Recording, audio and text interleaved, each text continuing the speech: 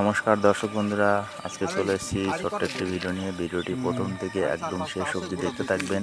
অনেক তথ্য শেয়ার করব আজকে।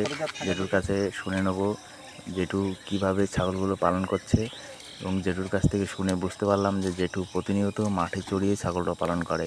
জেঠু সারা বছর মাঠে চড়িয়ে ছাগল পালন করছে এবং এক্সট্রা কোনো ঘাস বাড়িতে দেওয়া হয় না এবং কোনো ঘাস লাগানো নেই। জেঠু মাঠে এবং নদীর ধার দিয়ে রাখে এবং বর্ষার সময় জেঠু কিছু বিচালি এবং আটা, খোল, ভুসি এই ধরনের খাবার ব্যবহার করে। প্রতিনিয়ত 4 দিন 5 দিন বৃষ্টি লাগলে তখন ব্যবহার করে। তাছাড়া জেঠু কাঁচা কোনো ঘাসই ব্যবহার করে না। রোগ ব্যাধি সম্বন্ধে জিজ্ঞেস করলাম, বললে কৃমির ওষুধ এবং কোনো সমস্যা হলে ডাক্তার ডাকে এবং তাতে তার অল্প খরচেই হয়ে যায়। এবং জেঠুর এই যে মাঠে চড়িয়ে ছাগল পালন করছে, এটাই তার